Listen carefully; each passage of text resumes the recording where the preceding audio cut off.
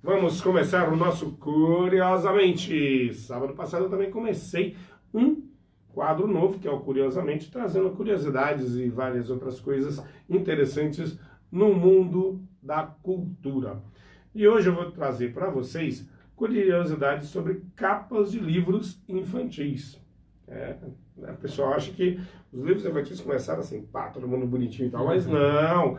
Antes dos traços lindos e maravilhosos da roupa do Chapeuzinho Vermelho, entre outros, a literatura infantil sofria com as restrições da tecnologia gráfica do século XVI.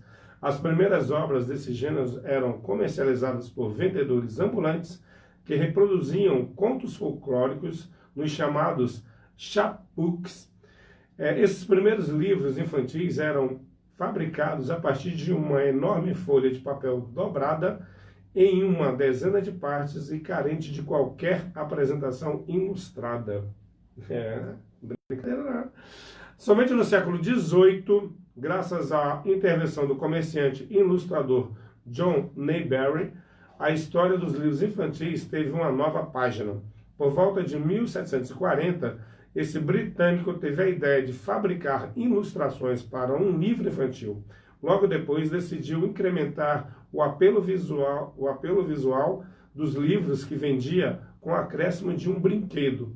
Em pouco tempo, Newbery reinventava o mercado literário infantil e cativava as lembranças dos jovens leitores. Olha só que sacada de marketing que o cara teve na época, 1740, né? Brincadeira não. Aí passando, claro, né, para o século XIX, vemos as capas ganharem muito mais riqueza em detalhes, como o uso de estampas coloridas, detalhes de tons metálicos e tudo mais. E na década de 60 e 70, o movimento hippie e a revolução dos valores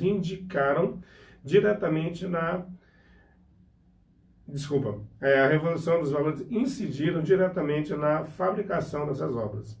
As histórias tinham traços cada vez mais existencialistas e as capas ganharam uma maior gama de cores e formas. Um dos best-sellers que representa essa tendência foi o livro Charlie e a Fantástica Fábrica de Chocolate, onde o garoto pobre fica dividido entre os sonhos pessoais e os problemas econômicos da família. Interessante isso, né, cara? Assim, você vê que... Mudança de paradigma, né? Totalmente, cara.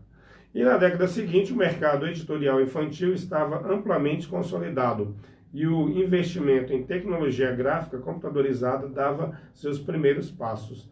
A ação criativa dos ilustradores e a tecnologia de impressão foram responsáveis pela formação de uma memória lúdica compartilhada por milhares de pessoas que conheceram Oliver Twist, O Elefante Barba, Branca de Neve, entre outros ícones infantis. Você vê como é que é, né, a ideia do cara até hoje, né? E muita gente, por exemplo, eu não sabia de alguns detalhes. A diferença que uma boa ideia faz, né? A diferença que uma boa ideia faz, né? E interessante que o livro infantil era vendido pelos ambulantes, né? Hoje em dia, imagina, nunca vai imaginar que, né? Caramba! Mas assim, você vê como é que é o ser humano, né, cara? O cara, como você falou, como uma boa ideia, né, faz uma diferença do caramba. E você vê que até hoje estamos aí. Anima, você abre lá pra... Até hoje estamos aí, entendeu? Bom, galera, então continuando aqui, né? Como eu falei, a gente vai falar de várias outras curiosidades. E quer saber de uma coisa? Quem lê é mais inteligente de quem não lê? Pois é, né? Pelo menos em termos de inteligência emocional, pelo menos em relação a isso, que nos prova um estudo dos psicólogos David Cameron-Kite e Emanuele Castano, da New School of Society Hazard, de Nova York. Segundo o cérebro não distingue ler sobre uma experiência e vivenciá-la na primeira pessoa.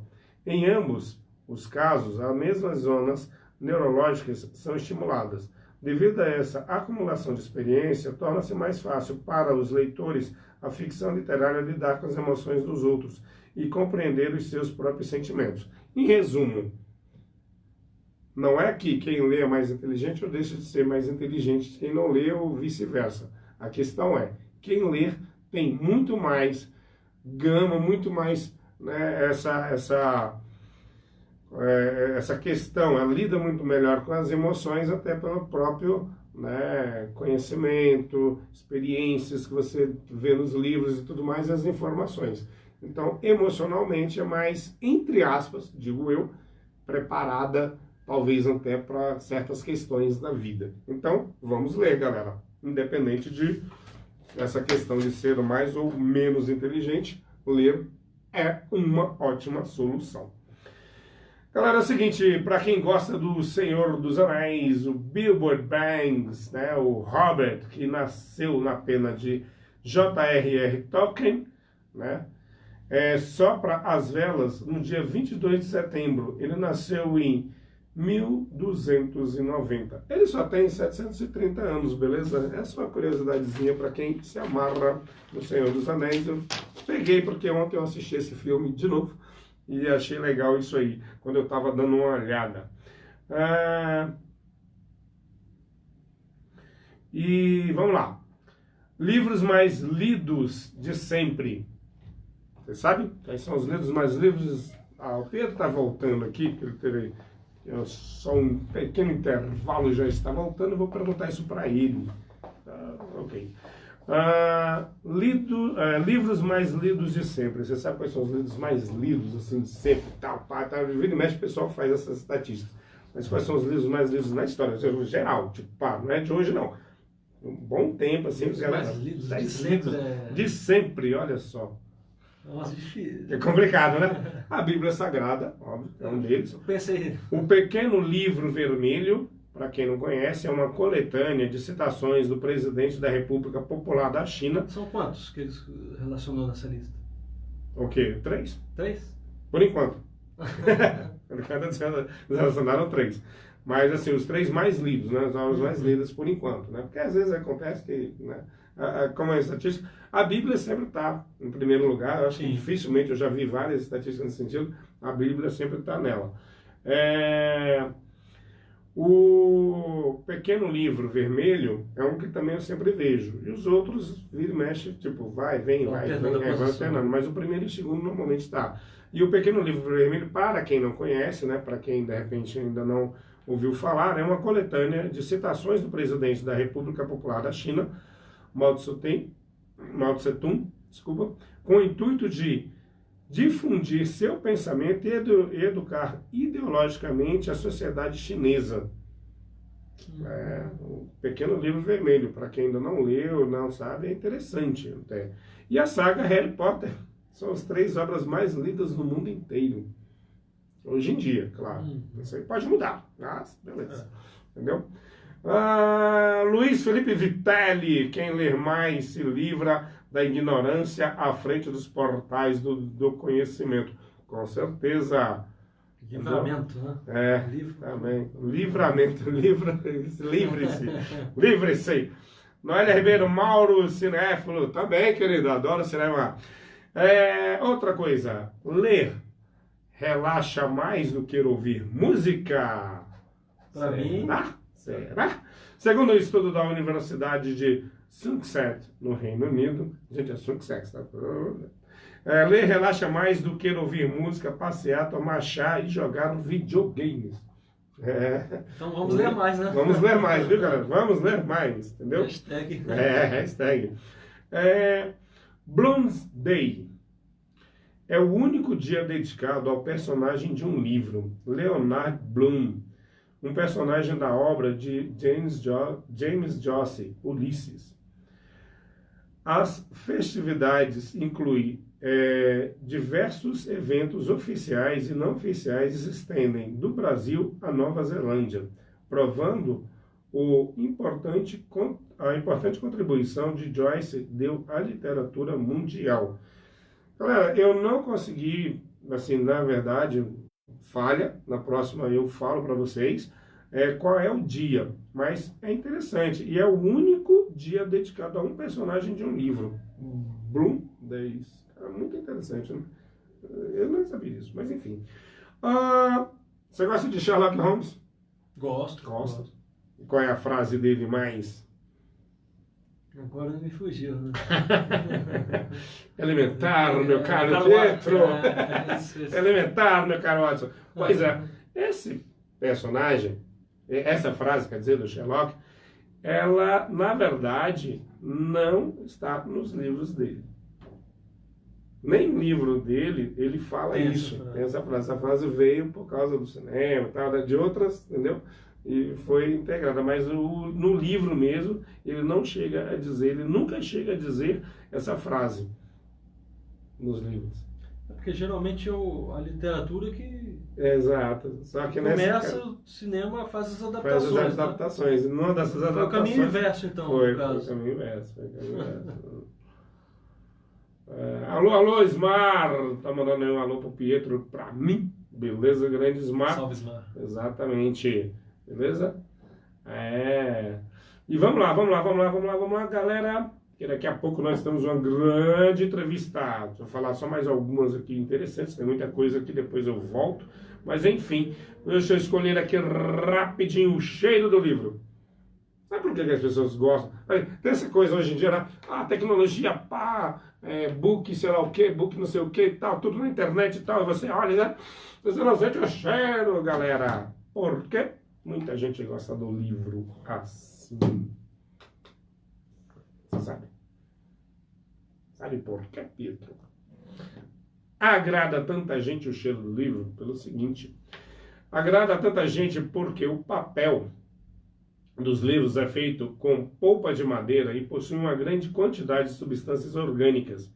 Quando essas reagem à luz, ao calor e à umidade, liberam compostos orgânicos voláteis que se traduzem em um aroma de baunilha, amêndoas ou flores, evocando memória positiva. Por isso que muita gente gosta. Foi o autor cheio de baunilha? Pois é, você imaginou? Aqueles cafés aromatizados, eu gosto de café com baunilha. Exatamente. Olha só que maravilha. Puro é melhor. Exatamente. Puro é melhor ainda. Entendeu? Sabe por que o William Shakespeare começou a escrever poemas? Não. Pois é, ele começou a escrever poemas, né, no caso, que nos delicia até hoje, devido a um surto de praga que ocorreu na Europa. Todos os teatros de Londres foram fechados em 1592 a 1594. E nessa, como eu não podia fazer as peças nem nada, estava em casa, começou a escrever poesia. Legal, né? Bacana. E para finalizar, né, porque daqui a pouco eu vou... Nossa, a galera aqui tá bombando. Galera, calma que eu vou falar aqui. Calma. Só finalizar aqui, esse programa hoje tá show. Biblioterapia. Desenvolvida com a base numa investigação do psiquiatra Neil Fruder, 2003, conclui que os livros têm potencial para se assumir como substitutos de antidepressivos. Galera, vamos ler. Essa conclusão vai a par e a passo para uma das citações de Nilza Rezende que adoramos. Talvez a missão da literatura seja a mesma da psicanálise. Salva-nos dos nossos monstros. Se tem interesse nesse tema, sugerimos a literatura do novo livro de Ellen Bathhound e Susana Eldrick, Remédios Literários, beleza? E ler também, para finalizar, Prolonga a Vida. Você sabia? É verdade. As pessoas que se dedicam pelo menos a 30 minutos, galera, 30 minutinhos, olha só, 30 minutos dá para ler um livro inteiro de poema. Dá para ler muita coisa, mas enfim, 30 minutos do seu dia ao ler livro vive mais tempo em comparação com aqueles que não leem. O estudo foi produzido por 3 investigadores de Wiley University School of Public Health nos Estados Unidos. Bom, esquece o meu inglês, mas tudo bem. É uma universidade americana, né, relacionada a questões de saúde, tá, essa universidade. E eles concluíram isso, tá? Então, galera, na boa, leiam mesmo. Não é só o sedentarismo físico que é prejudicial à saúde. Eu diria que talvez até muito mais prejudicial ao sedentarismo intelectual. Exatamente, Né? Então, exatamente. ler bons livros, ler poesia, podem ter certeza que é uma prevenção maravilhosa a grandes problemas futuros, né? Que nessa vida contemporânea agitada estão cada vez mais recorrentes, como o Alzheimer, a depressão. Exatamente. Por isso que eu falo, leiam mesmo, cara. Luiz Felipe Vitelli, estou gostando do programa e da temática comentada e debatida. Parabéns aos dois timoneiros dessa barcaça radiofônica na contramão do Tártaro. Esse Vitor é ótimo. Adorei, querido. Geraldo de Oliveira, grande abraço.